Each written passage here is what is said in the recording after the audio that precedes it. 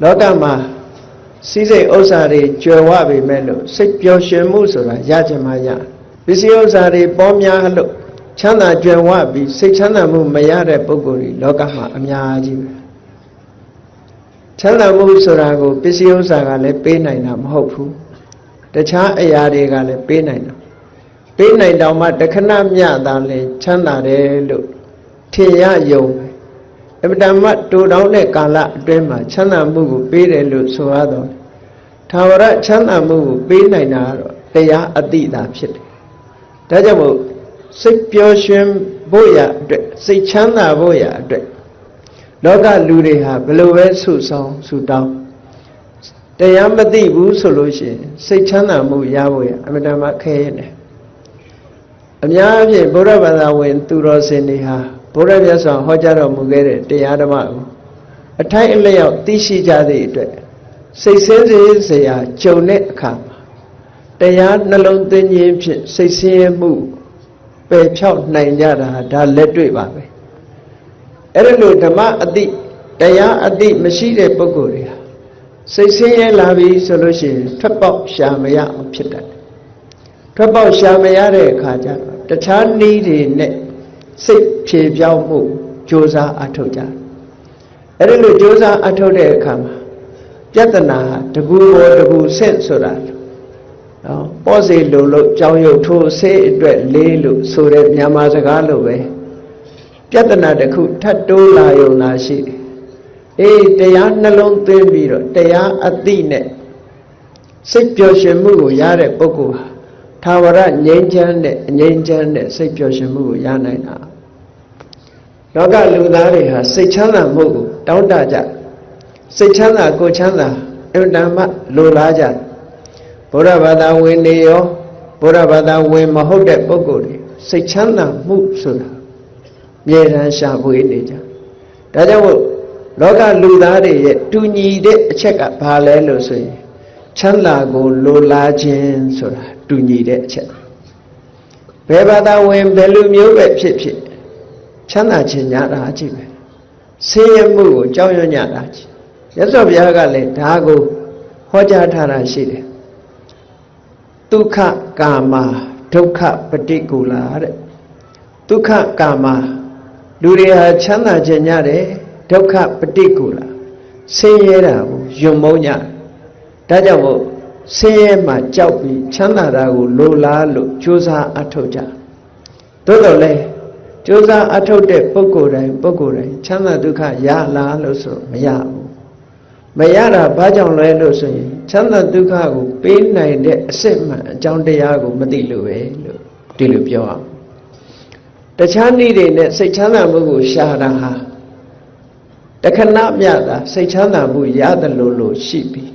Now Bayman, say Chana Mu Mayavene, say Murida, Tatalele Pipo Viro, Nada de. Yes of Yaya Soma Ludarim, yes of Yaya Soma Mind Center teaching Telubioloya Mind Center teaching Ludi at these say Ludi yet say taco, Baho Bubi, Somare or Soma Saga Ludima Baho Buara, the Kushi Aloha. Bago Baho Bua Malelo say, Mimi say Leo, go on Baho Bua. Say go mote. Say ye, and ye jade, say ye, Buba Moody. Shillen Naya, Peshanaya, the Peshanai Moo solution. Say Chana Moo, say Pioshim Musura, Paloma Miana. Dajamu, the Chabadari ne Matura era. The Chabadari got God Center religion look on. God Center religion sura. Turu Soma Owara, a so a matey, Aloha. Gangi Bonga, Tawara Paya, the Goshen Yigo, Boho Butar. The Goshen Yiga below Biore, the Goshen Yiga below Somare, Paya Jaide, Paya Majai Pune.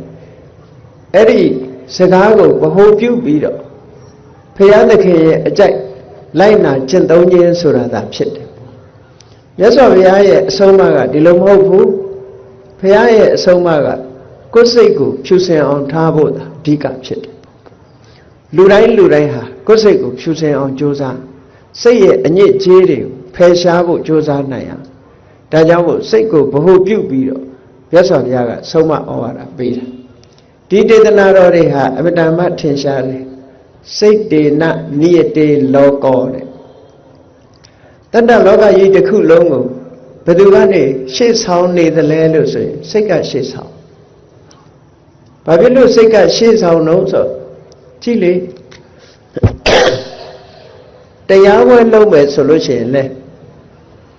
စိတ်ကတရားဝဲလုပ်ရင်ကောင်းမယ်လို့ဆိုတဲ့စိတ်အရင်ပေါ်လာတာထိုပေါ်လာတဲ့စိတ်အားလျော်စွာတရားဝဲကျင့်ပခြင်းကိုလုပ်ရတရားနာတယ်ဆိုတဲ့အချိန်မှလည်းပဲဒီ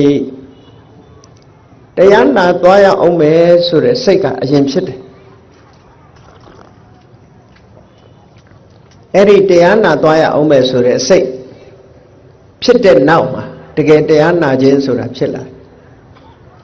အရာရာဟာစိတ်ကရှေ့သွားနေတယ်ရှေ့ဆောင်နေတယ်ဆိုတာအမှန်တမ်းထင်ရှားတယ်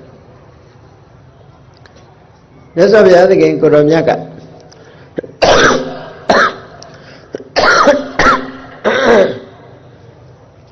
စိတ်တေနနိယတေလောကောစိတ်တေနပရိကတ္တိစိတ်တတဧကဓမ္မတသဗ္ဗေဝဝတ္တမနွားကုတဲ့လောကကြီးတစ်ခုလုံးကိုစိတ်ကရှေ့ဆောင်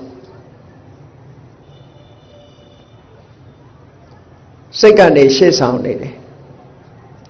စိတ်တေနနိယတေလောကောစိတ်ကပဲဆွဲဆောင်သွားတယ်အလုံးဆောင်ကျင်းသွားတယ်အရာရာစိတ်တတဧကဓမ္မတသဗ္ဗေဝဝတ္တမနွကုအလုံးဟာစိတ်ရဲ့အလိုဆန္ဒအတိုင်းလိုက်ပါနေကြရတယ်လို့ဒါတလက်တွေ့နဲ့ကြည့်မယ်ဆိုလို့ရှိရင်အလုံးမှန်ကန်တာပဲဘာလုပ်မယ်ဆိုတဲ့အလုံးမှန်တယ်များဘာပြောမယ်ဆိုတဲ့ပြောတဲ့စကားမှန်တယ်များစိတ်ကရှေ့ဆောင်တယ်ဆိုတာအမှန်တမ်းထင်ရှားမြတ်စွာဘုရားရဲ့ဒေသနာတော်2ရပ်ကိုဆင်ခြင်စဉ်းစားကြည့်မြတ်စွာဘုရားကမနောပုပ္ပင်ကမဓမ္မာတဘာဝတရားတွေကိုဘယ်သူကဥဆောင်နေတယ်လဲဆိုရင်စိတ်ကဥဆောင်ဟုတ်တယ်ပြောတာဆိုတာကြံတာတွေးတာအစလှုပ်တာကိုင်တာအစအားလုံးကိုဓမ္မလို့ဆိုတဲ့တဘာဝတက္ကရာဆရာအဆိုကတော့မနောပုပ္ပင်ကမဓမ္မာလို့ဆိုတဲ့ဓမ္မဒီ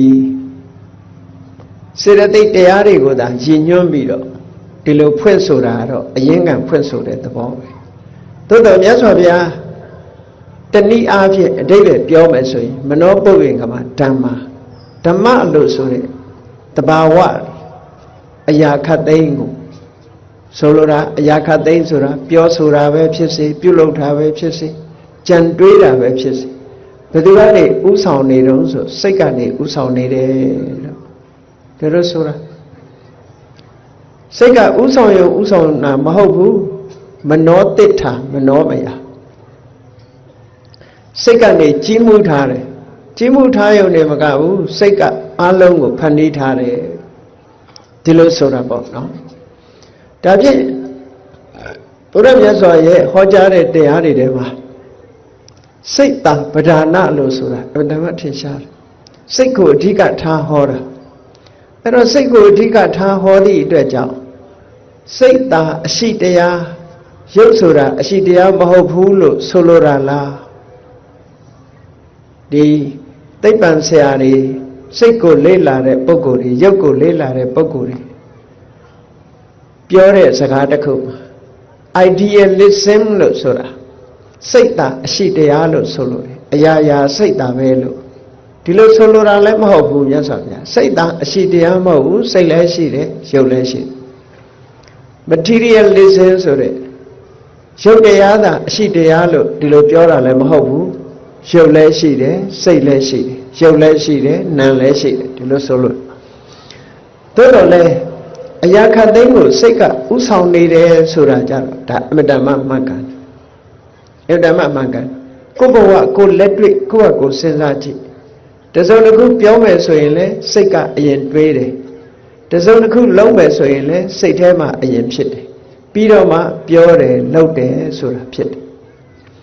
အဲ့ဒီတော့ဒီလောက်အရေးပါတဲ့စိတ်ကို ဘုန်းကြီးတို့တွေဖြူစင်အောင်ထားဖို့ထိမ့်သိမ်းဆောက်ရှောက်ဖို့ဆိုတာအရေးကြီးတယ်လို့ဒါမြတ်စွာဘုရားရဲ့အဆုံးအမလို့စိတ်ဆိုတာအမြဲတမ်းအကောင်းနေနဲ့ကြီးတွေးနေသလားလို့ဆိုစိတ်ရဲ့သဘာဝကပပတ္တမေရမတိမနောတဲ့မကောင်းတဲ့ဘက်မှာအလွန်ပျော်မွေ့ဘာဖြစ်လို့ပျော်မွေ့တုံးဆိုစိတ်ကခေါင်ရိုးကျိုးနေတာ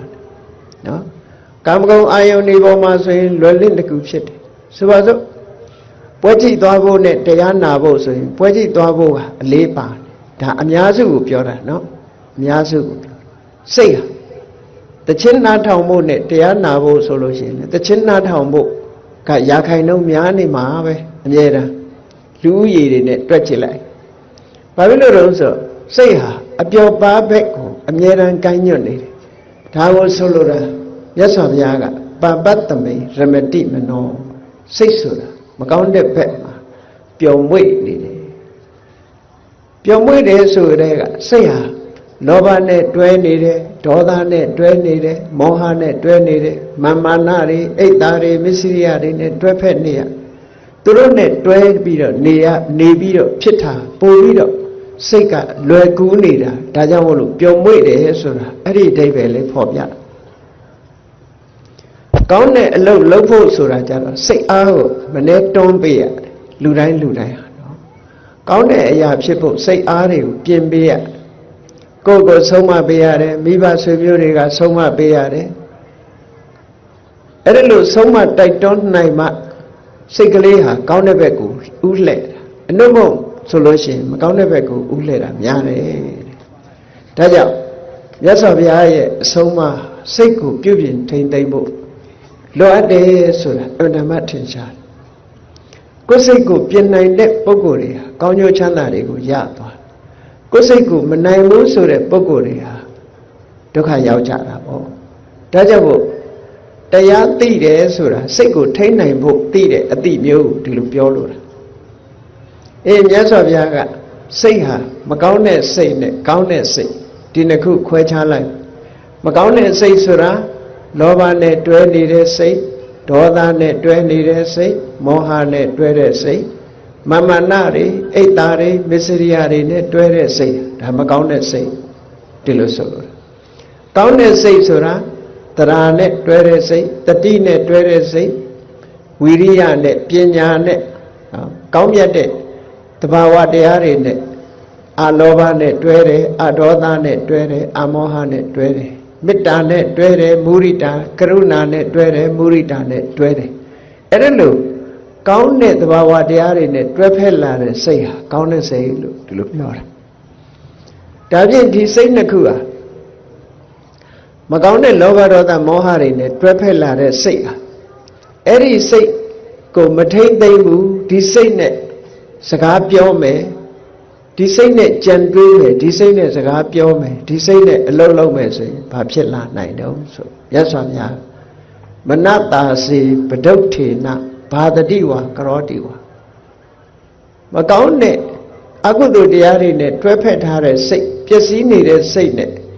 စကားပြောမယ်အလုပ်လုပ်မယ်ဆိုရင်တဲ့ဘာဖြစ်လဲအဲ့ဒီပြောဆိုခြင်းပြုလုပ်ခြင်းကြောင့်တတောနံဒုက္ခမနွေတိဆင်းရဲဒုက္ခတွေပြဿနာတွေနောက်ကတတိကြီးပါလာတယ်ဒါဟုတ်မဟုတ်စဉ်းစားကြည့်လေလောဘနဲ့တွဲဖက်လာတဲ့စိတ်ကြောင့်မို့လောဘကိုအကြောင်းပြုပြီးတော့သူတစ်ပါးပစ္စည်းဥစ္စာကိုခိုးယူမိမယ်ဆိုလို့ရှိရင်ဟောပြဿနာဒီဘဝတည်းပဲပြဿနာဖြစ်တယ်အကယ်၍ဒီဘဝပြဿနာမဖြစ်ရင်ဒီအကုသိုလ်ကလိုက်ပြီးတော့ဒုက္ခပေးထို့တူပဲဒေါသနဲ့တွဲဖက်လာတယ်ဆိုလို့ရှိရင်ဒီဒေါသကိုမဖယ်ပဲနဲ့ဒီဒေါသနဲ့တွေးမယ်လုပ်မယ်ဆိုလို့ရှိရင်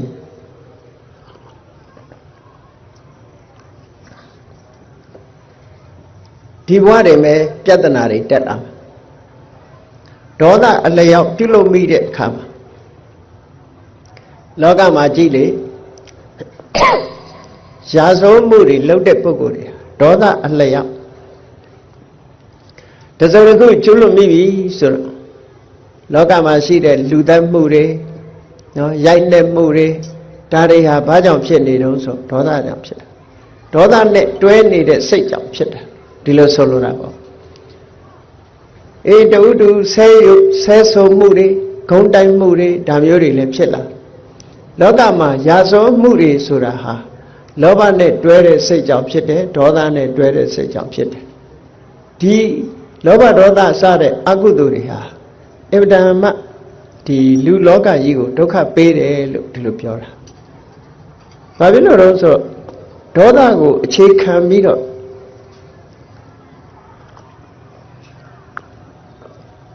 ပြောသမျှဆိုသမျှလုပ်သမျှတွေဟာပြဿနာကိုဖိတ်ခေါ်နေတယ်လို့ဖြစ်တယ်ပေါ့ဒါကြောင့်မလို့ဒီဒေါသနဲ့တွဲတဲ့စိတ်ဟာရာဇဝမှုတွေကိုထူပြောဖြစ်ပေါ်စေတယ်ဒါကိုမြတ်စွာဘုရားကဟောတာပဒုဋ္ဌေနမနတာစေပဒုဋ္ဌေနဘာတတိဝါကရောတိဝါပျက်စီးနေတဲ့စိတ်နဲ့ပြောပြီးလုပ်ပြီးဆိုလို့ရှိရင်တတောနံဒုက္ခမနွေတိပြဿနာတွေနောက်ကဆက်တိုက်လိုက်ပါလာနိုင်တယ်ဒါကြောင့်မို့ကိုယ်စိတ်လေးကိုလောဘနဲ့မတွဲအောင်ဒေါသနဲ့မတွဲအောင်ကောင်းတာတွေနဲ့ပဲတွဲဖက်နေအောင်ကြိုးစားစောင့်ရှောက်ရမယ်လို့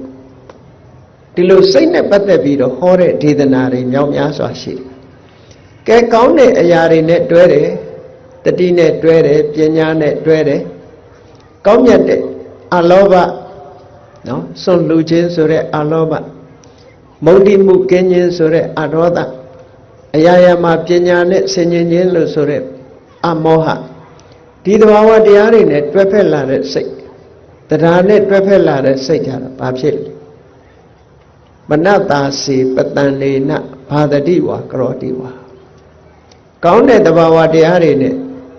ပြောဆိုပြီးပြုလုပ်ပြီးဆိုရင်တတောနံဒုက္ခမနွေတိအဲ့ဒါလို့ပြောဆိုပြုလုပ်တဲ့ပုဂ္ဂိုလ်နောက်ချမ်းသာဒုက္ခပေါ်ပေါက်လာတယ်ဆိုလိုတာကကောင်းတဲ့စိတ်နဲ့ပြောတယ်ကောင်းတဲ့စိတ်နဲ့လုပ်တယ်ဆိုတဲ့နောက်မှာဘာပြဿနာမှမဖြစ်တဲ့အပြင်ကောင်းကျိုးချမ်းသာတွေကိုဖြစ်ပေါ်စေတယ်လို့ဒီလိုမြတ်စွာဘုရားဟောတာဒါကြောင့်မလို့ကိုယ်စိတ်ဟာအမှန်မှအရေးကြီးတယ်စိတ်ကိုစင်ကြယ်တန်ရှင်းအောင်လေ့ကျင့်ရမယ်လို့ဒါဗုဒ္ဓရဲ့အဆုံးအမမြန်မာလူမျိုးတွေလည်းဗုဒ္ဓရဲ့အဆုံးအမကိုရထားတော့ပြောကြတယ်လေစိတ်နဲ့ပတ်သက်ပြီးတော့နော်ကိုယ်စိတ်ကိုနိုင်မယ်စိတ်ကောင်းနှလုံးကောင်းထားမယ်ဆိုလို့ရှိရင်ကောင်းတဲ့အရာတွေအလုံးဖြစ်ပေါ်နိုင်တယ်စိတ်တပဒါနဒီလိုဆိုကြတာဒါဖြင့်ကောင်းပြီစိတ်ဓာတ်ပျော်ရွှင်မှုအတွက်တရားအသိနဲ့ဘယ်လိုလုပ်ရမလဲဘာဖြစ်လို့စိတ်ပျော်ရွှင်မှုကိုလူတွေဟာမရကြဘူးလူချင်းအတန်းနဲ့စိတ်ချမ်းသာမှုကိုဘာကြောင့်မရတယ်လဲဆိုတရားမသိလို့မရတာဒါဖြင့်တရားသိအောင်ဘယ်လိုလုပ်ရမလဲစိတ်ပျော်ရွှင်ချမ်းမြေ့မှုတွေဆုံးရှုံးနေတာကဘာကြောင့်ဆုံးရှုံးတာတော့အရေးကြီးတဲ့အကြောင်းတရားကိုလက်ရှာဖွေဖို့လိုတယ်ပေါ့ကောင်းပြီတောကလောကလူတွေမှာလူတိုင်းဟာ worry ဆိုတဲ့တောကဆိုတာရှိတယ်တချို့ကတော့တို့မှာအစစရာအဆင်ပြေတယ်တောကဆိုတာမရှိဘူးဘာမှပူစရာမရှိဘူးလို့ပြောကြတယ်သို့တော့ပူစရာမရှိဘူးဆိုတာအခိုက်အတန့်မျှတာဖြစ်တယ်တနေ့တစ်ချိန်ကျတော့ပူစရာဆိုတာပေါ်လာတာပဲเนาะ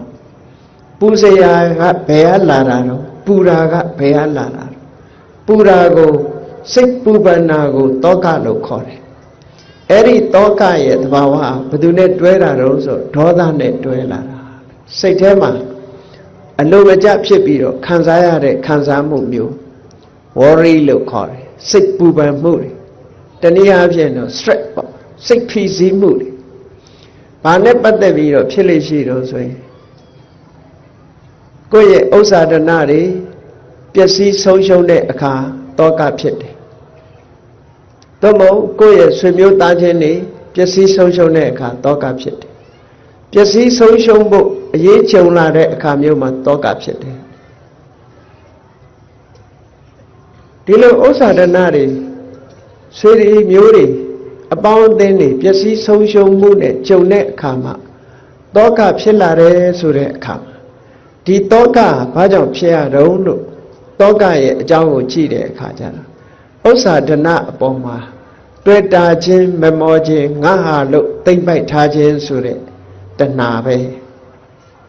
ကိုယ်နဲ့ပတ်သက်တဲ့မိတ်ဆွေသင်္ကားဆွေမျိုးသားချင်းတွေအတွက်စိတ်ပူရတယ်ဆိုတာဘာကြောင့်ပူရငါဆွေမျိုးငါမိတ်ဆွေငါသားငါသမီးစသဖြင့်စိတ်ထဲမှာတွေ့တာမှုရှိနေလို့ဒီစိတ်ပူရတယ်ဆိုတာအမှန်တမ်းထင်ရှားတယ်ဒါကြောင့်မြတ်စွာဘုရားကတဏှာတောဆိုင်တေတောကောတဲ့တောကဆိုတာဖြစ်ပေါ်လာတာလူတွေမှာတွေ့တာမှုတဏှာကြောင့်ဖြစ်တာတဲ့တွေ့တာမှုတဏှာမရှိတောကဆိုတာဖြစ်ဘူးအဲ့တော့တောကဆိုတဲ့ worry ဆိုတဲ့စိတ်ပူပန်မှုတွေစိတ်ဖိစီးမှုဆိုတာတွေရှိနေသမျှကာလပတ်လုံးစိတ်ပျော်ရွှင်မှုချမ်းသာမှုဆိုတာဆုံးရှုံးနေမှာပဲဆုံးရှုံးနေမှာဒါကြောင့်စိတ်ပျော်ရွှင်မှုဆိုတာတွေပြန်ပြီးရရှိလာဘာကင်းအောင်လုပ်ရမလဲဆိုရင်တောကကင်းအောင်လုပ်ရဒါဖြင့်တောကဟာဘယ်သူကြောင့်ဖြစ်တာတော့လို့ဆိုတဲ့အခါကျတော့တွေ့တာမှုတဏှာကြောင့်ဖြစ်တာဟောတဏှာကိုဖယ်ရှားဖို့ရာအဓိကပဲဖြစ်တယ်ဒါကအမြဲတမ်းထင်ရှားပါတယ်ပစ္စည်းတစ်ခုကိုငါဟာလို့သိမ့်ပိုက်တာချိန်ကစပြီးတော့လူတွေဟာအဲ့ဒီပစ္စည်းပေါ်မှာကြောင်းကြမှုဆိုတာရှိလားဥပမာမယ်ကားတစ်စင်းဝယ်လိုက်တယ်ဆိုပါစို့ပတ်စံခြေပြီးလို့ကိုကားလို့ဖြစ်လိုက်တဲ့အချိန်ကစပြီးတော့ဒီကားပေါ်မှာကြောင်းကြတစ်ခုဖြစ်သွားတယ်တစုံတစ်ခုဖြစ်မှစိုးရိမ်တယ်ဖြစ်လာလို့ရှိရင်လည်းစိုးရိမ်ရကိုယ်ပစ္စည်းပေါ်မှာနှမျောတာတို့တောကဖြစ်တာတို့ရှိလာလူမှလည်းပဲနော်ဆွေမျိုးလို့သတ်မှတ်လိုက်တဲ့အချိန်သာသမီလို့သတ်မှတ်လိုက်တဲ့အချိန်ကသူ့အတွက်ပူပန်မှုကြောင်းကြမှုဆိုတာလာတယ်အဲ့ဒါလို့လာတာတွေမှန်သမျှဟာတဏှာလို့ဆိုတဲ့တွေ့တာမှုသိမ့်ပိုက်မှုနဲ့ပတ်သက်တာကြည့်ပဲကောင်းကဲခုနကကိုယ်ပိုင်ဆိုင်နေဆိုတဲ့ကားကိုပြန်ရောင်းလိုက်တဲ့အချိန်လူတွေမှာအဲ့ဒီကားအတွက်တောကဆိုတာမရှိတော့ကိုယ်ကားမဟုတ်တော့ဘူးသူများကားဖြစ်သွားဟောဒီလိုဖြစ်တာကိုယ်နဲ့မပတ်သက်တဲ့ပုဂ္ဂိုလ်တွေအတွက်ပူပန်တယ်ဆွေးရိမ်တယ်ဆိုတာမရှိဘူးကိုယ်နဲ့ပတ်သက်တဲ့ပုဂ္ဂိုလ်သာပူပန်တယ်ဆွေးရိမ်တယ်ဆိုတာရှိဒါဟာအဖြေထုတ်ဖို့အတွက်စဉ်းစားတာပြောတာကြည့်စိတ်ပျော်ရွှင်မှုဖြစ်ဖို့ရာအတွက်ဘာကင်းရမလဲတောကကင်းရမယ်တောကကင်းမှုအတွက်ဘာလုပ်ရမလဲတဏှာဆိုတဲ့အတွေ့အတာကိုလျှော့ချရမယ်တဏှာဆိုတဲ့အတွေ့အတာကိုမလျှော့ချပဲနဲ့တောကကင်းအောင်ကြိုးစားဖို့ဆိုတာမဖြစ်နိုင်တဲ့အရာတစ်ခုပဲဒီလိုဆိုတာနော်ဒါဖြင့်တဏှာဆိုတဲ့တွေ့တာမှုသိမ့်ပိုက်မှုတွေကင်းအောင်ဘာလုပ်ရမလဲဆိုတာကြတော့အမှန်တရားကိုသိရမယ်အမှန်တရားကိုမသိသမျှကာလပတ်လုံးတွေ့တာမှုဆိုတာဘလို့မှမဖယ်ဖြတ်နိုင်ဒါကြောင့်တွေ့တာမှုဖယ်ရှားဖို့အတွက်မြတ်စွာဘုရားကမက္ခလို့ခေါ်တဲ့မက္ခေ၈ပါးမစ္စည်းမပฏิပဒါလမ်းစဉ်ကိုဟောကြားတော်မူခဲ့တာဖြစ်တယ်ပေါ့အဲ့ဒီလမ်းကြောင်းဟာတခုတည်းသောလမ်းကြောင်းပဲတဏှာကိုဖယ်ရှားခြင်းဒီနည်းနဲ့ပဲဖယ်ရှားလို့ရတခြားနည်းနဲ့ဖယ်ရှားလို့မရဘူးဒါကြောင့်မို့ဒီနည်းကိုလက်တွေ့ကျင့်သုံးကြရတယ်ပေါ့အလုံးဘုရားဘာသာဝင်သူတော်စင်တွေသိတဲ့အတိုင်းမြတ်စွာဘုရားရဲ့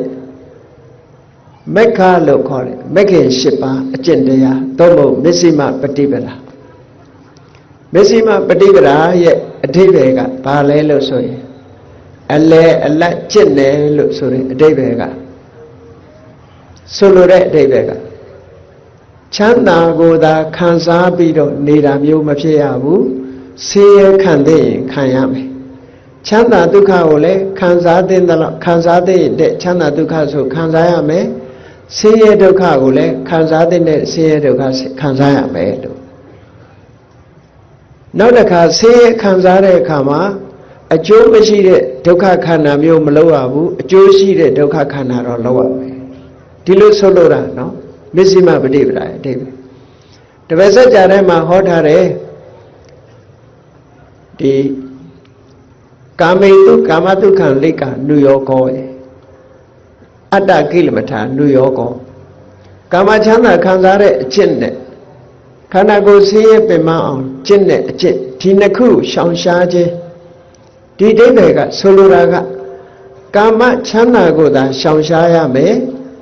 ဇံကြောင့်ဖြစ်ပေါ်လာတဲ့ဓမ္မဒုက္ခလို့ဆိုတဲ့တရားကြောင့်ရလာတဲ့ချမ်းသာကိုရှောင်ဖို့မလိုဘူးလို့ဒီလိုနားလည်ရဆိုလိုတာကရှောင်ရမယ့်ချမ်းသာရှိတယ်ခံစားရမယ့်ချမ်းသာရှိတယ်ဒီတစ်ခုကိုခွဲခြားပြီးတော့သိတဲ့အကျင့်မျိုးကိုဒီလိုပြောတာအတ္တကိလမထာနုယောဂဆိုတဲ့အကျိုးမရှိုံတက်တက်ခန္ဓာကိုယ်ပင်မယုံတက်တက်ဆင်းရဲဒုက္ခမျိုးကိုမခံရဘူးအကျိုးရှိလို့ရှိရင်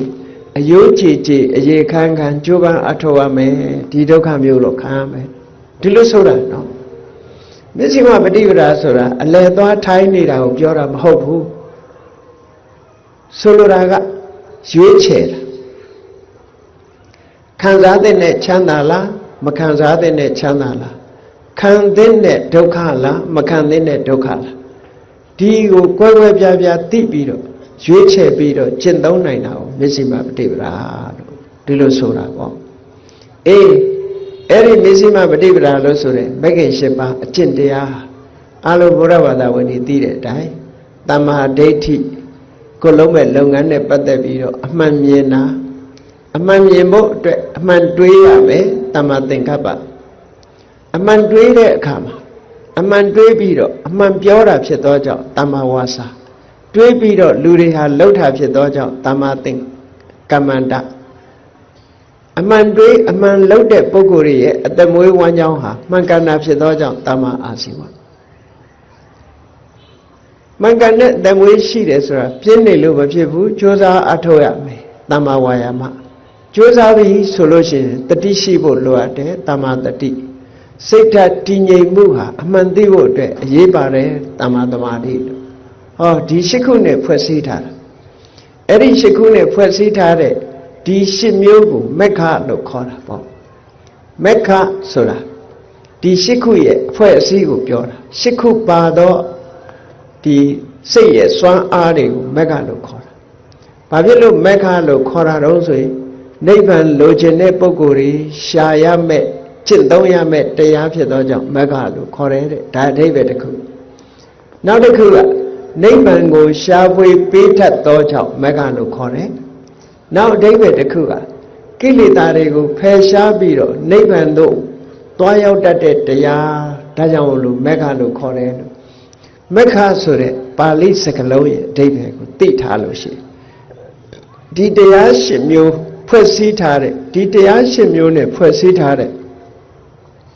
မစ္စည်းမပฏิပဒါအကျင့်ဟာဘလောက်အရေးပါတယ်ဆိုတာမတ္တမထင်ရှားတယ်ပေါ့ကောင်းပြီအဲ့ဒီမစ္စည်းမပฏิပဒါကိုအကျဉ်းချုပ်မဂ္ဂင်၈ပါးကိုအကျဉ်းချုပ်လိုက်တဲ့အခါကျတော့ဘာတွေ့တော့ဆိုသီလရဲ့တမာဓိရဲ့ပညာရဲ့သုံးခုပဲတမ္မာဝါစာတမ္မာကမ္မတတမ္မာအာဇီဝဆိုတာသီလတမ္မာဝါယာမတမ္မာတတိတမ္မာသမာဓိဆိုတာသမာဓိသုံးခု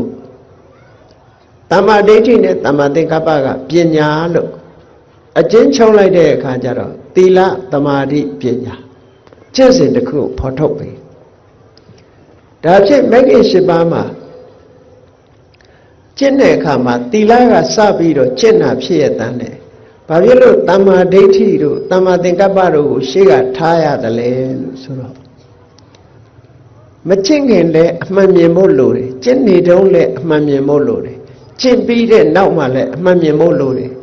အမှန်မြင်ခြင်းဟာအရေးကြီးဆုံးအသိဉာဏ်မပါလို့ရှိရင်ဘုရားရဲ့ကျင့်စဉ်ဟာကျင့်လို့မရဘူးဒါကြောင့်မို့အသိဉာဏ်ဟာအရေးကြီးဆုံးဖြစ်သောကြောင့်တမ္မာဒိဋ္ဌိကိုရှေ့ဆုံးထားပေးတာ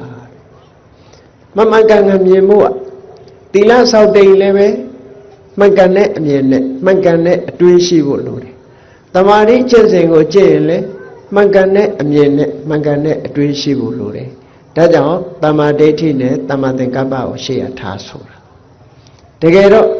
ကျင့်ပြီဆိုတဲ့အခါမှာသီလကစလူတွေဆိုလို့ရှိရင်၅ပါးသီလပေါ့ယဟန်တန်ဃာတွေဆိုလို့ရှိရင်မြတ်စွာဘုရားပြည့်ညတ်ထားတဲ့သိက္ခာပုဒ်တွေကအစ သီလကြီး၄ပါးပြည့်ပြည့်စုံစုံဒီလိုကျင့်ကြံကြုတ်ကိုအထောက်ဒါကြောင့်မို့မဂ္ဂင်၈ပါးကိုကျင့်တော်ပြီဆိုလို့ရှိရင်သီလရင်ဆောက်တည်ကြတရားထုတ်တော့မယ်ဆိုရင်လည်းသီလကိုဆောက်တည်ကြသီလဝိတ္တုဋ္ဌိသီလဆောက်တည်လိုက်တယ်ဆိုတာတာမန်အားဖြင့်ကြည့်မယ်ဆိုလို့ရှိရင်တော့ဘာမှမဟုတ်ဘူးလို့ထင်ကောင်းထင်လိုက်သီလဆောက်တည်လိုက်လို့ရှိရင်ဒီသီလဟာသီလကိုဖျက်ဆီးတတ်တဲ့ဒုတ်တိလယဆိုတဲ့အကုသိုလ်တရားတွေကိုဟောဒီသီလကဖျက်ဆီးပြစ်တာသီလကိုချိုးပေါက်စေတတ်တဲ့လောဘတွေဒေါသတွေမောဟတွေကိုဟောဒီကိုချင်းသီလကပြန်တားထားတယ်ပေါ့ဒါကြောင့်မို့လို့ဒုတ်တိလယဝိဋ္ဌံတနာရတ္တသီလရဲ့ကိစ္စတစ်ခုကဘာလို့ဆိုရင်သီလကိုချိုးပေါက်စေတတ်တဲ့လောဘဒေါသမောဟစားတဲ့အကုသိုလ်တွေကိုဖယ်ရှားခြင်းပဲတဲ့ဒီလိုဆိုအဲ့ဒီကလေးကသီလဆောက်တည်လိုက်ကြတဲ့ကအကုသိုလ်တွေတချို့နှိမ်ထားလိုက်တာပေါ့နှိမ်ထားပြီးသားဖြစ်သွားဒါကြောင့်သီလဝိတ္တုဋ္ဌိဖြစ်အောင်အရင်ကြိုးစားအထောက်ကြသီလဝိတ္တုဋ္ဌိဖြစ်သီလကဘလောက်အရေးပါတယ်လဲမဂ္ဂင်၈ပါးမှာသမ္မာဝါစာသမ္မာကမ္မန္တသမ္မာအာဇီဝသီလအဲ့ဒီသီလဘာကြောင့်အရေးပါတော့လို့ဆိုတော့တမာတိဖြစ်ဖို့နဲ့ပညာဖြစ်ဖို့အတွက်သီလမပါလို့မဖြစ်ဘူးတဲ့ဘယ်လိုအကြောင်းကျိုးဆက်သွယ်တော့ဆိုပရိစ္ဆေသမုပ္ပါဒ်လိုပဲသူကတစ်ခုနဲ့တစ်ခုဆက်ဆက်နေတာနော်သီလရှိပြီဆိုလို့ရှိရင်သီလရှိသူနဲ့မရှိသူသီလမရှိဘူးဆိုရင်ဘာဖြစ်လဲသီလမရှိဘူးဆိုရင်ကိုချင်းသီလမပြည့်စုံတဲ့ပုဂ္ဂိုလ်ဟာကိုယ့်ရဲ့အကျင့်ကိုပြန်ပြီးတော့အောင်းမိတ်လိုက်တဲ့အချိန်မှာစိတ်ထဲမှာမကြည်ဘူးမဟုတ်တာတွေလှုပ်ထားတယ်ဆိုတဲ့ပုဂ္ဂိုလ်ကစိတ်မကြည်ဘူးနော်ဘယ်လောက်ထိအောင်စိတ်မကြည်တော့ဆိုလို့ရှိရင်မထူးပါဘူးဆိုတဲ့အနေအထားမျိုးတော့ရောက်တယ်နော်တစ်သက်လုံးအကုသိုလ်တွေလှုပ်သွားတဲ့အဖိုးကြီးတယောက်ပြောတာလို့ပဲနော်သူသိလို့ရှိရင်တော့တူးမြုပ်မနေနဲ့မောက်တာထားလိုက်သူကသူမြေကြီးတဲ့ရဲဝင်သွားမယ်ဆိုတော့ကိုယ့်အနေထားကိုကိုသိနေတယ်အဲ့ဒါစိတ်ကိုယ်စိတ်ကိုမကောင်းတာကိုသိပြီးတော့စိတ်ကြည်နူးမှုမရလို့ပြောတဲ့စကားမျိုးဒီလိုဆိုလိုတာအဲ့တော့သီလမရှိတဲ့ပုဂ္ဂိုလ်ဟာစိတ်ကြည်နူးမှုကိုမရစိတ်ကြည်နူးမှုမရှိရင်ဝမ်းသာမှုဆိုတာမလာဘူးဝမ်းသာမှုမလာလို့ရှိရင်နှစ်ချိုက်မှုဆိုတဲ့ပီတိမလာဘူးနှစ်ချိုက်မှုပီတိမလာဘူးဆိုရင်စိတ်ငြိမ်းချမ်းမှုကိုယ်စိတ်ငြိမ်းချမ်းမှုဆိုတဲ့ပတ္တတိမလာဘူးကိုယ်စိတ်ငြိမ်းချမ်းမှုပတ္တတိမှမဖြစ်ဘူးဆိုလို့ရှိရင်ဒုက္ခဆိုတဲ့ကိုယ်ချမ်းသာမှုစိတ်ချမ်းသာမှုမလာဘူးတဲ့ကိုယ်ချမ်းသာမှုစိတ်ချမ်းသာမှုမှမရတဲ့ပုဂ္ဂိုလ်တယောက်ရဲ့စိတ်ဟာဘယ်တော့မှတမာတိမရနိုင်ဘူးတဲ့တမာတိမရဘူးဆိုတဲ့ပုဂ္ဂိုလ်ဟာယထာဘူတညာနာတတနာအမှန်မြင်မှုဆိုတာဝေရောဟောသီလမရှိဘူးဆိုရင်အဲ့ဒါလိုအဓိပ္ပာယ်ရောက်တယ်ဒါကြောင့်သီလဘလောက်အရေးပါတယ်ဆိုတာကြည့်ဒါဖြင့်သီလရှိပြီဆိုရင်နားလည်ရမှာသီလရှိတဲ့ပုဂ္ဂိုလ်ဟာကိုယ်သီလကိုပြန်ဆင်ញင်လိုက်တာနဲ့တပြိုင်နက်စိတ်ထဲမှာကြည်နူးလာတယ်ကြည်နူးလာတော့ဘာဖြစ်လဲဝမ်းသာတယ်ဝမ်းသာတော့ပီတိဖြစ်တယ်ပီတိဖြစ်တော့ပတ္တတိဆိုတဲ့ငြိမ်းချမ်းမှုတွေဖြစ်တယ်ပတ္တတိဆိုတဲ့ငြိမ်းချမ်းမှုတွေဖြစ်တဲ့အခါကျတော့ဒုက္ခလို့ဆိုရင်ကိုယ်ချမ်းသာမှုစိတ်ချမ်းသာမှုတွေဖြစ်တယ်ကိုယ်ချမ်းသာမှုစိတ်ချမ်းသာမှုဖြစ်လာတဲ့အခါမှာတမာတိဆိုတဲ့စိတ်တည်ငြိမ်မှုရလာတယ်ဆိုလိုတာကသီလကတမာတိကိုအထောက်အကူပြုတယ်တမာတိကပညာကိုအထောက်အကူပြုတယ်မဂ္ဂင်၈ပါးမှာဒီလိုဆက်ဆက်ပြီးတော့နေတာအဲ့ဒီဆက်ဆက်နေတဲ့သဘောကိုသိပြီဆိုလို့ရှိရင်သီလဟာဘလောက်အရေးပါတယ်ဆိုဒါကြောင့်မို့မြတ်စွာဘုရားကမဂ္ဂင်၈ပါးထဲမှာသီလထည့်ပြီးတော့ဖွဲ့စည်းထားတာအေးသီလဝိတ္တုဋ္ဌိဖြစ်လာပြီဆိုရင်တမာတိဖြစ်ဖို့ရလွယ်လားတမာတိကိုဘာခေါ်တော့ဆိုစိတ်တဝိတ္တုဋ္ဌိလို့ခေါ်တယ်စိတ်ရဲ့စင်ကြယ်မှုလို့ဒီလိုသုံးတာနော်အဲ့ဒီနေရာမှာဒီတမာတိလို့ဆိုတဲ့စိတ်တဝိတ္တုဋ္ဌိစိတ်စင်ကြယ်မှုစိတ်စင်ကြယ်မှုဖြစ်အောင်ဘာတွေလုပ်ရတော့ဆိုတမာတိကိုထူထောင်ရဒါကတဏှာကို တွေ့တာမှုတွေကိုဖယ်ရှားခြင်းပြီဆိုလို့ရှိရင်သီလကစလာပြီးတော့စိတ်တည်ငြိမ်မှုဆိုတဲ့တမာတိကိုထူထောင်ပြီးတဲ့အခါကျတော့မှပညာဆိုတဲ့အမှန်တရားကိုသိရှိနားလည်လာတဲ့အခါမှာဟောဒီတွေ့တာမှုကိုဖယ်နိုင်တာတဲ့အနုမို့ဆိုမဖယ်နိုင်ဘူးဒါကြောင့်မို့ဒီကျင့်စဉ်မြတ်စွာဘုရားသခင်ကိုရောမြတ်ကိုယ်တိုင်တွေ့ရှိပြီးတော့ဟောပြောခဲ့တဲ့ကျင့်စဉ်ပေါ့ဒီကျင့်စဉ်နဲ့ကျင့်ကြံကြုတ်ကိုအထောက်ကြလို့တွေ့တာမှုတွေလုံးဝမဖယ်နိုင်တော့မှတွေ့တာမှုတွေလျော့ပါသွားလို့ရှိရင်တောကတွေလည်းလျော့ပါသွားတယ်ဆိုတာမေတ္တာမထင်ရှားတယ်ပေါ့အေးဒါကြောင့်မို့မြတ်စွာဘုရားကသီလဝိတ္တုသီလစင်ကြယ်မှုဖြင့်တမာတိကိုအထောက်အကူပြုအောင်ကြိုးစားအထောက်ကြတဲ့တခါစိတ်တဝိတ္တုဆိုတဲ့တမာတိကိုထူထောင်တမာတိထူထောင်တဲ့အခါမှာနည်းနှမျိုးရှိတယ်ပေါ့ဝိပဿနာတက်သွားလို့ရှိရင်ခဏိကတမာတိစွမ်းအားနဲ့သွားကြတယ်ခဏိကတမာတိဆိုဒီမှာဖြစ်တဲ့အခိုက်ကလေးတွေကိုသိတယ်ပြတ်တဲ့အခိုက်ကလေးတွေကိုသိတယ်ထိုသိမှုဟာဒလဇတ်သိလာပြီဖြစ်တိုင်းပြတ်တိုင်းသိလာပြီဆိုရင်ဒါခဏိကတမာတိဟာအစပထမတော့စွမ်းအားမရှိပေမဲ့လို့နောက်ဆုံးမှာဒလဇတ်သိလာပြီဆိုလို့ရှိရင်သူကလည်းစွမ်းအားပြည့်လာအဲ့ဒါကြောင့်မို့ဝိပဿနာကျင့်စဉ်ကိုတိုက်ရိုက်သွားတဲ့ပုဂ္ဂိုလ်ဝိပဿနာယာနိကလို့ခေါ်တယ်ဝိပဿနာကိုတိုက်ရိုက်ကျင့်တဲ့ပုဂ္ဂိုလ်အဲ့ဒါလို့မဟုတ်ဘဲနဲ့သမထကိုရှေးဥစွာထူထောင်ပြီးမှဝိပဿနာကူးတဲ့ပုဂ္ဂိုလ်ကြတော့သမထယာနိကလို့သမထယာနိကနဲ့ဝိပဿနာယာနိကလို့ဒီလိုတဏှာကိုဖယ်ရှားဖို့ရာအတွက်ကျင့်စဉ်ကြီးနှမျိုးထင်ထင်ရှားရှားပြသထားတာရှိတယ်အဲ့တော့တဏှာကိုဖယ်ရှားဖို့အတွက်ကျင့်တဲ့အခါမှာရှေးဥစွာတမာရီကိုထူထောင်ပြီးတော့ဝိပဿနာကိုသွားတဲ့နည်းတမာရီကိုသိတတ်မထူထောင်မဲနဲ့ဝိပဿနာသွားရင်းပဲတမာရီကိုထူထောင်သွားတဲ့နည်းလို့အဲ့ဒီနည်းနှလုံးနဲ့ကျင့်သုံးလိုက်လို့တမာရီရလာပြီဆိုရင်စိတ်တဝိတ္တုစိတ်ကလေးမှာစင်ကြယ်လာဘယ်ဟာတွေကစင်ကြယ်တာတုံးဆိုတမာတိရလာပြီဆိုတဲ့အခါမှာကာမဂုဏ်အာယုန်တွေပေါ်မှာခံစားခြင်းနဲ့စိတ်တွေပျောက်သွားတယ်ကာမိစ္ဆန္ဒနိဝရဏခင်းသွားတယ်လို့ဒီလိုပြောတာနော်ဖြာပါဒလို့ဆိုတဲ့စိတ်အလိုမကျမှုတွေလည်းခင်းသွားတယ်ဖြာပါဒဆိုတဲ့စိတ်အလိုမကျမှုကလည်းစိတ်ရဲ့အညစ်အကြေးတစ်ခုပဲတမာတိကိုထူထောင်လိုက်လို့ရှိရင်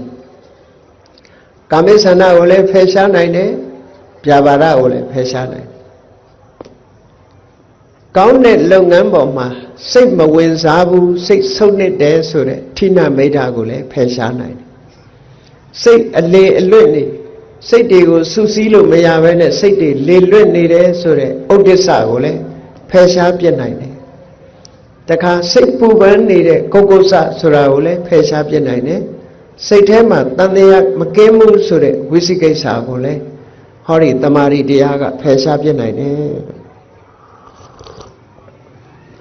အခုလို့တမာရီစွမ်းအားနဲ့နိဝရဏလို့ခေါ်တဲ့စိတ်ကိုဆုပ်ပိတ်ထားပြီးတော့စိတ်ရဲ့အညစ်အကြေးတွေကိုတွန်းလှန်ဖယ်ရှားထားနိုင်ပြီဆိုရင်စိတ်ကလေးဟာစင်ကြယ်လာတယ်ဒါကြောင့်မို့စိတ်တဝိတ္တုလို့ခေါ်တာအဲ့ဒါလို့စိတ်ကလေးစင်ကြယ်လာပြီးတော့တမာတိရှိလာပြီဆိုတဲ့အခါကျတော့မှပညာဆိုတာထူထောင်လို့ဆင်ပြေလာတမာတိရလာရင်မြတ်စွာဘုရားကဟောတယ်လေတမာဒိဘိက္ခဝေဘာဝေထ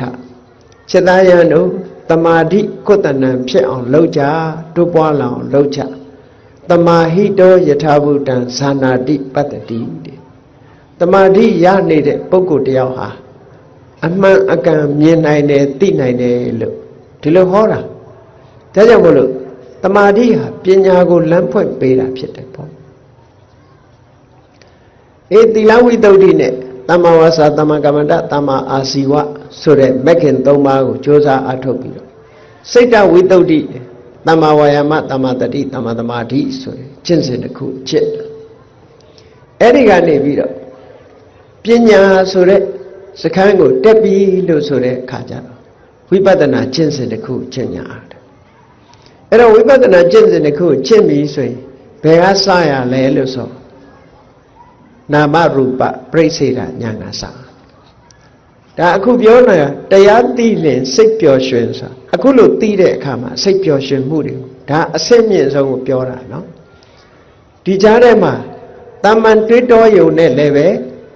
စိတ်ပျော်ရွှင်မှုတွေကိုရနိုင်စိတ်ညစ်တာတွေပင်ပန်းဆင်းရဲတာတွေစိတ်ရဲ့ဖိစီးမှုတွေထပ်ပေါက်တွေလည်းရနိုင်ဆိုပါစို့အတွေးတွေထဲမှာလောကမှာလူတွေဟာတောကတွေဒါဖြစ်လာတဲ့အခါကျတော့ပစ္စည်းအတွက်တောကဖြစ်လို့ရှိရင်ပစ္စည်းသင်္ခါရလူသင်္ခါရဒီနေ့ကျတော့ဒီပစ္စည်းအတွက်ပူပန်နေလို့မဖြစ်ဘူးငါတောင်မှပဲဒီနေ့ကျသေရအောင်မှပဲဒီပစ္စည်းကဆုံးရှုံးတာဘာအရေးလဲအားလုံးဟာဒီနေ့ကျတော့စွန့်သွားရတာပဲဆိုတဲ့ဒီတရားအတွေးလေးဒီပင်တောကကိုလျှော့နိုင်တာစိတ်ပျော်ရွှင်မှုကိုပေးနိုင်ဘုရားဘာသာဝင်မဟုတ်တဲ့ပုဂ္ဂိုလ်တွေဘုရားဟောတဲ့တရားမကြားဘူးတဲ့ပုဂ္ဂိုလ်တွေကဒီအတွေးလေးကိုမတွေးနိုင်ဘူးနော်ဒါဘုရားတရားကြားထားလို့တွေးနိုင်တဲ့အတွေးတစ်ခုပဲတမ္မာအဖြစ်မတွေးနိုင်တော့စိတ်ထွက်ပေါက်မရကြဘူးစိတ်ထွက်ပေါက်မရလို့ဒီစိတ်အကျဉ်းညက်ဖြစ်ပြီးတော့ဒုက္ခရောက်သွားတဲ့ပုဂ္ဂိုလ်တွေအများကြီးရှိတာပေါ့နော်စိတ်ရဲ့ဖြစ်စည်းမှုဆိုတာကို stress လို့ခေါ်တယ်ဒီ stress လို့ခေါ်တဲ့စိတ်ဖြစ်စည်းမှုကိုရှော့ချတဲ့နည်းစနစ်တွေဟာဘာတွေလဲလို့မေးလို့ရှိရင်ဝိပဿနာကျင့်စဉ်ပဲဖြစ်တယ်ပေါ့အဲ့တော့ဝိပဿနာကျင့်စဉ်ကျင့်ပြီဆိုလို့ရှိရင်ဘာတွေနဲ့ကျင့်ရမှာတော့လို့မေးရင်သမ္မာဝါယာမသမ္မာတတိသမ္မာသမာဓိသမ္မာဒိဋ္ဌိသမ္မာသင်္ကပ္ပဟောဒီကာရပကမက္ခေ5မျိုးနဲ့ကျင့်သီလကိုအခြေခံထားပြီးတော့သမ္မာဝါယာမမှန်ကန်သောကြိုးစားအထောက်မှုသမ္မာတတိမှန်ကန်တဲ့တတိထားမှုသမ္မာသမာဓိမှန်ကန်တဲ့စိတ်တည်ငြိမ်မှုသမ္မာဒိဋ္ဌိအမှန်ကန်မြင်မှုသမ္မာသင်္ကပ္ပအမှန်ကန်တွေးတောဆင်ခြင်မှုလို့ဆိုတယ်ဒီ5ခုနဲ့ပဲလောက်ရဒီ5ခုနဲ့အမှတ်မြင်အောင်ကြိုးစားအထောက်ရမှာတဲ့ကောင်းပြီဒီတွေ့တာမှုကိုဖယ်ရှားတော့မယ်ဆိုတဲ့အခါခုနကသီလကိုအခြေခံသမာဓိကိုထူထောင်ပြီးတဲ့အခါမှာပညာဖြစ်ဖို့ရအတွက်ကိုယ့်ကိုယ်ဆင်ញင်စဉ်းစားတယ်ဆိုတာကဲအလွယ်နည်းနဲ့ကြည့်ကြရအောင်လူတွေမှာမျက်စိနားနှာခေါင်းလျှာကိုယ်စိတ်ဒါတွေရှိတယ်နော်မျက်စိနဲ့မြင်စရာအာယုန်တွေကိုမြင်တယ်နားနဲ့အသံကြားတယ်နှာခေါင်းနဲ့အနံ့ကိုရှူရတယ်လျှာနဲ့အရသာကိုသိတယ်ခန္ဓာကိုယ်နဲ့အထီးအတွေ့တွေကိုသိရတယ်စိတ်နဲ့ဓမ္မအာယုန်တွေကိုကြံတွေးစရာအာယုန်တွေကိုသိရတယ်အာယရဏ12ပါးဆိုတာအဲ့ဒီအာယရဏ12ပါးထဲမှာကြည့်လိုက်အရက်စကားနဲ့ပဲပြောမယ်ဆိုရင်မျက်စိရဲ့မျက်စိကိုလာတိုက်တဲ့အဆင်းအာယုံအဲ့ဒီနှစ်ခုဟာမျက်စိကလည်းငါ့ကိုအဆင်းအာယုံကလာတိုက်တယ်လို့မသိဘူးအဆင်းအာယုံကလည်းငါမျက်စိထဲမှာပေါ်နေတယ်လို့မသိဘူးသိတာကအဆင်းအာယုံနဲ့မျက်စိလာတိုက်လို့ပေါ်လာတဲ့အခါမှာဖြစ်ပေါ်လာတဲ့အသိစိတ်ကလေးရတာသိတာဟောမြင်တိုင်းမှာဆင်ញင်စဉ်းစားကြည့်မျက်စိကအာယုံကိုမသိတတ်သည့်အတွက်ကြောင့်ရုပ်တရားမျက်စိထဲမှာပေါ်လာတဲ့အဆင်းအာယုံကလည်းပဲအာယုံကိုမသိတတ်သည့်အတွက်ကြောင့်ရုပ်တရားအာယုံကိုမသိတတ်တာကိုရုပ်လို့ခေါ်တယ်မျက်စိနဲ့အဆင်းဒီနှစ်ခုပေါင်းစပ်တဲ့အခါမှာမြင်သိစိတ်ကလေးပေါ်လာတယ်မြင်သိစိတ်ကလေးကအာယုံကိုသိတတ်သောကြောင့်နန္တရားလို့ဟောမြင်တိုင်းမှာဘုန်းကြီးတို့တွေမှာဘာတွေဖြစ်တယ်ဒါအကြံဉာဏ်ပြောပြလို့ရှိရင်မျက်စိရဲ့မြင်စရာအာယုံရဲ့မြင်သိစိတ်ဒီသုံးခုဖြစ်တာပဲအဲ့ဒီသုံးခုဖြစ်ခိုက်ကလေးကိုဆင်ញင်စဉ်းစားကြည့်လိုက်မယ်ဆိုရင်မျက်စိကလည်းသိတာမဟုတ်ဘူးအဆင်းအာယုံကလည်းသိတာမဟုတ်ဘူး သိတာမဟုတ်သည့်အတွက်ကြောင့်မျက်စိနဲ့အဆင်းအာယုန်တို့သည်ယုတ်တရားမြင်သိစိတ်ကလေးသာနန္တရားလို့ဟောတယ်လို့သိလိုက်လို့ရှိရင်နာမရူပပြိစေတာယုတ်နဲ့နံကွဲသွားတယ်လို့ဒီလိုပြောတာကွဲခြားသိသွားတယ်အဲ့ဒီယုတ်နံဆိုတဲ့ထဲမှာငါဆိုတာလည်းမပါရဘူးငါဟာဆိုတာလည်းမဟုတ်တော့ထို့တူပဲနားနဲ့အတန်ကြားသိတဲ့စိတ်နားကလည်းသိတဲ့သဘောမရှိဘူးအတန်ကလည်းသိတဲ့သဘောမရှိဘူးဒါကြောင့်မို့နားကလည်းယုတ်တရားအတန်ကလည်းယုတ်တရားကြားသိစိတ်ကလေးကသာနန္တရားလို့ယုတ်နဲ့နံဒီလိုခွဲခြားပြီးတော့နှာခေါင်းကအနံ့ရတဲ့အခါမှာလည်းပဲနှာခေါင်းရဲ့အနံ့ရဲ့ကယုတ်တရားအနံ့ကိုသိတဲ့နံသိစိတ်ကမှနန္တရားလို့ဒီလိုဆိုတာထမင်းစားတဲ့အခါမှာလဲစဉ်းစားပြီးတော့ကြည့်ကိုယ်မှာလျှာရှိတယ်ရှားရဲ့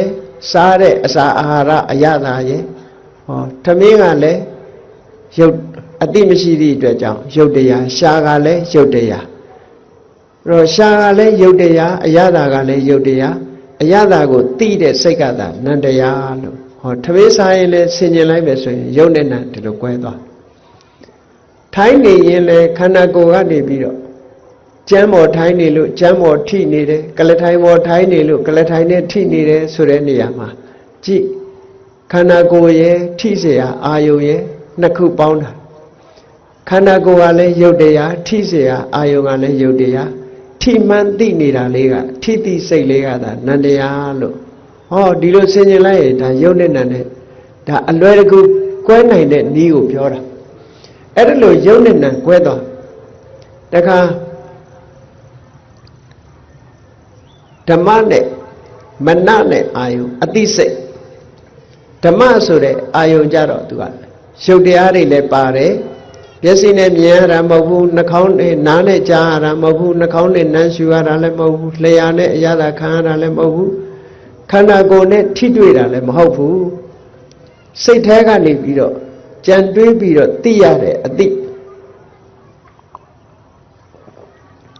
စိတ်နဲ့သာသိလို့ရတဲ့အာယုန်နေ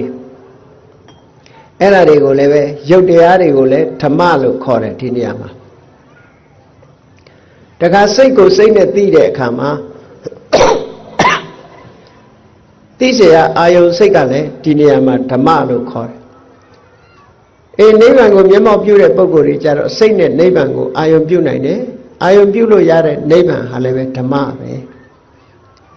အဲ့ဒီလိုယုံနာတွေကလွဲပြီးတော့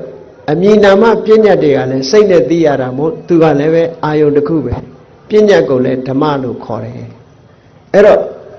မနနဲ့ဓမ္မလို့ဆိုတဲ့နေရာမှာဓမ္မဟာရုပ်လည်းပါတယ်နာမ်လည်းပါတယ်ပညာလည်းပါတယ်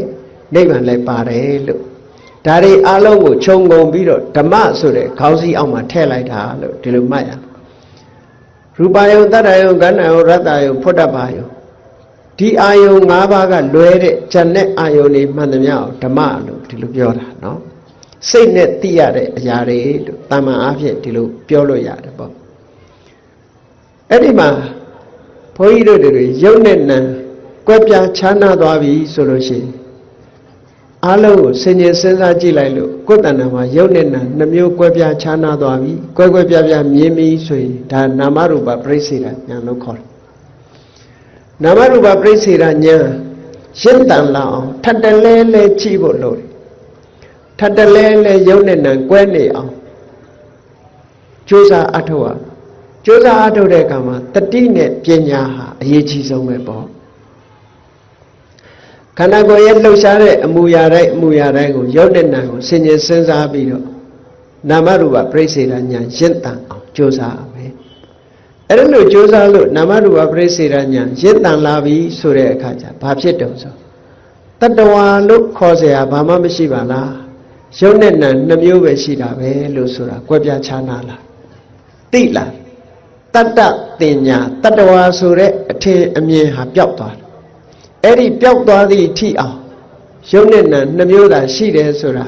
ကြိုးစားအထောက်ပြီးတော့မှတ်သားကြရတယ်ဒီလိုဆိုလို့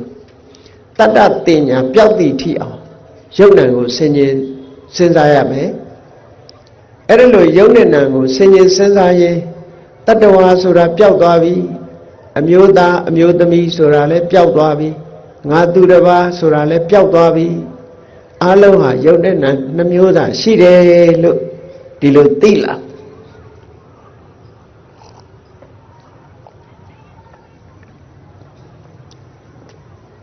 အဲ့လိုသိလာတာနဲ့တပြိုင်နက်တတ္တတင်ညာပျောက်သွားတာနဲ့တပြိုင်နက်ယုံနဲ့နံနှမျိုးပဲဆိုတာကိုသိလာငါဆိုတာလည်းရှာမတွေ့တော့ဘူးငါဟာဆိုတာလည်းရှာမတွေ့တော့ဘူးယုံနံတက်တက်မြတာလို့ဒီလိုမြင်လာပြီဆိုလို့ရှိရင်ဒါနာမရူပပရိစ္ဆေဒဉာဏ်လို့ခေါ်တယ်အဲ့ဒီနာမရူပပရိစ္ဆေဒဉာဏ်လောက်ရောက်သွားရင်ပဲလူတွေရဲ့ဒီစိတ်ဖိစီးမှုဟာအတော်အသင့်တက်တာသွားပြီတောကတွေကိုတော်သင့်ထိန်းနိုင်သွားပြီယုံနံလို့ဆင်ញင်စဉ်းစားနိုင်တာနဲ့တပြိုင်နက်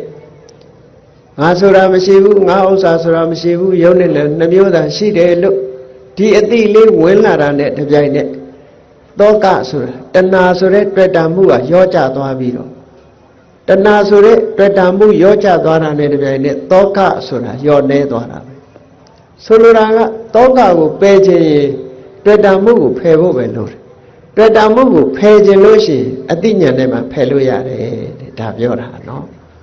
ပညာနဲ့မှတွေ့တာမှုဆိုတာဖယ်လို့ရပညာမပါလို့ရှိရင်ဖယ်လို့မရဘူးသီလနဲ့ဖယ်လို့မရဘူးတမာတိနဲ့ဖယ်လို့မရဘူးပညာနဲ့မှဖယ်လို့ရလို့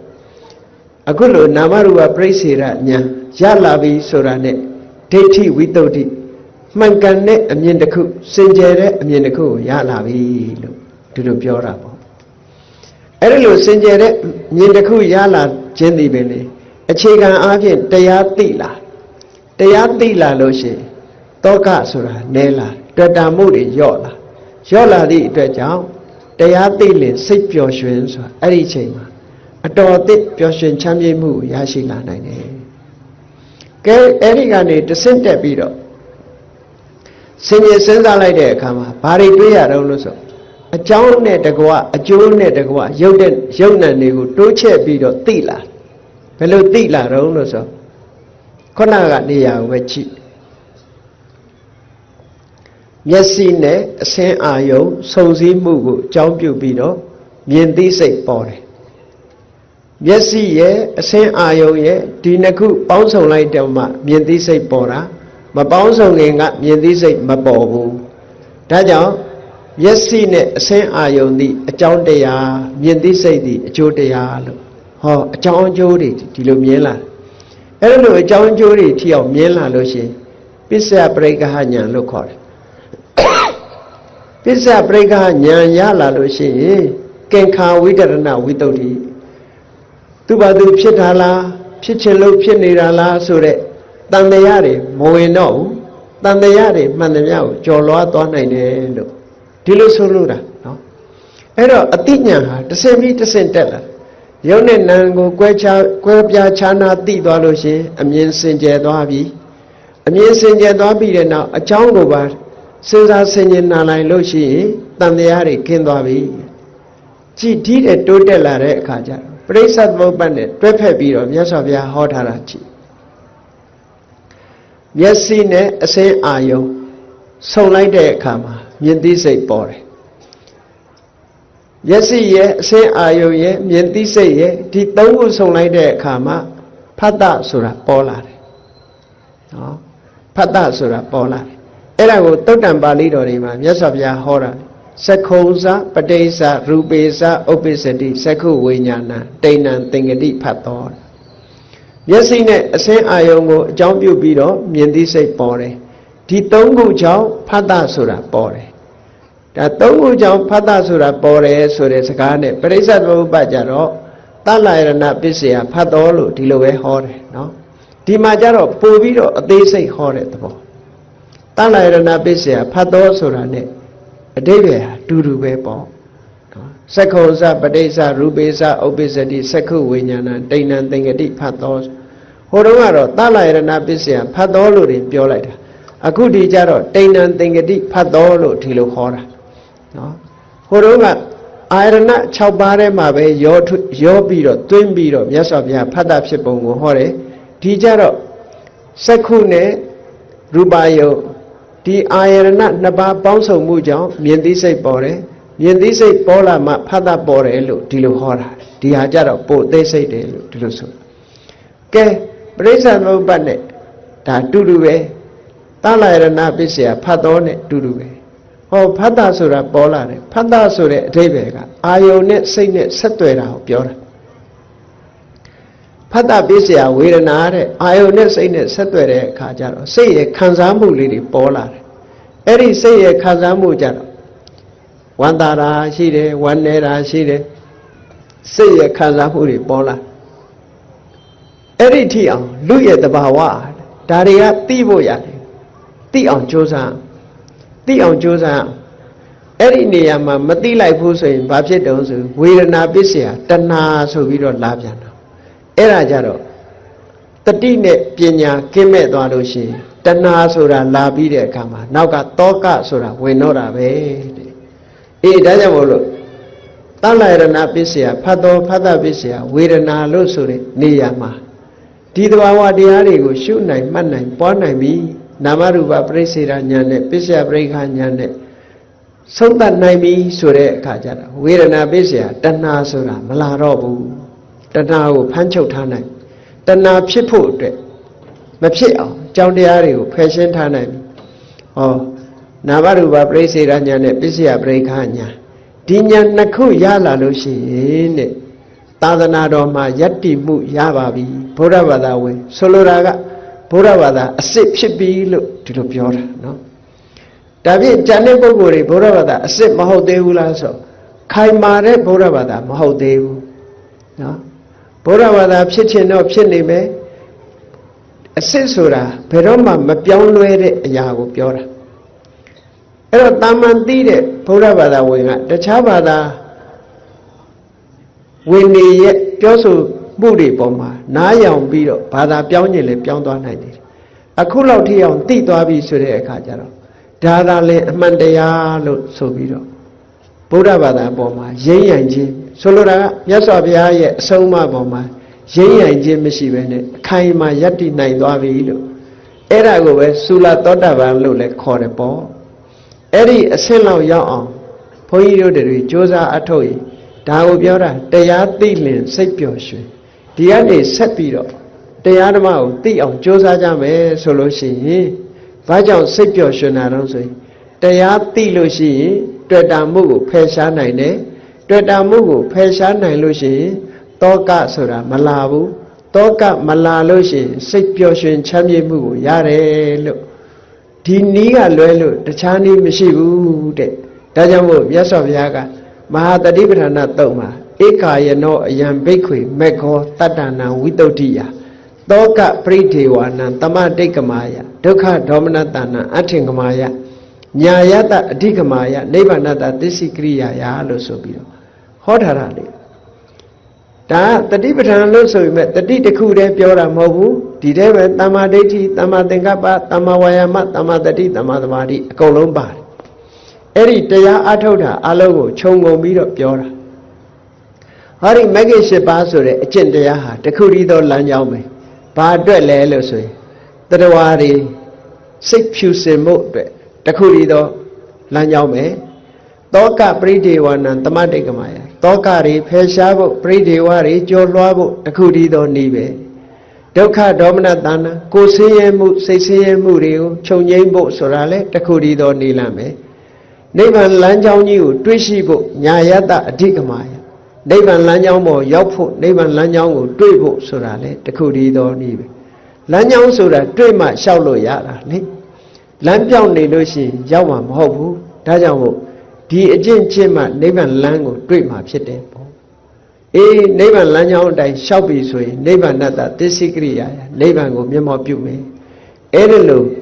နိဗ္ဗာန်ဆိုတဲ့တရားထိအောင်သိပြီဆိုလို့ရှိရင်တရားသိလင်စိတ်ပျော်ရွှင်မှုဟာတကယ်ကိုအဆင့်အမြင့်ဆုံးစိတ်ပျော်ရွှင်မှုကိုရရှိမှာဖြစ်ပါတယ်။ဤသို့သောလောကရန်မုန်တိုင်းတွေပဲတိုက်မင်္ဂလာသုတ်တံမှာဟောထားတဲ့အတိုင်းဖုဒ္ဓတလောကဓမ္မေဟိစိတ်တံယတ္တနကမ္ပတိလောကရန်မုန်တိုင်းတွေဘလောက်ပဲတိုက်စိတ်ဟာမတုံလို့တော့ဘူးအတောကမစိုးရိမ်တော့ဘူးဝ ဝိရဇမြူရီမကတ်တော့ဘူးခေမစိတ်ဓာတ်အလုံးငြိမ်းချမ်းသွားနိုင်ပါတယ်အဲ့ဒီအဆင့်ရောက်အောင်ကျင့်စဉ်ဟာတခုတည်းသောမဂ္ဂင်၈ပါးအကျင့်တရားပဲဖြစ်ပါတယ်ဆိုတာအလုံးတရားချစ်ခင်သူတော်စင်ပြိဿတ်တို့သိရှိနားလည်ပြီးဘုရားမြတ်စွာဟောကြားတော်မူခဲ့တဲ့တရားသိလင်စိတ်ပျော်ရွှင်မှုအတွက်တရားသိအောင်စိတ်ပျော်ရွှင်မှုအတွက်တရားသိအောင်ကျင့်ရမယ်ဆိုဒီမှာမဂ္ဂင်၈ပါးအကျင့်တရားကိုကျင့်သုံးခြင်းသာဖြစ်တယ်လို့ကိုယ်စီသဘောကျပြီးကျင့်ကြံကြိုးကုပ်အားထုတ်တော်မူနိုင်ကြပါစေကုန်သတည်း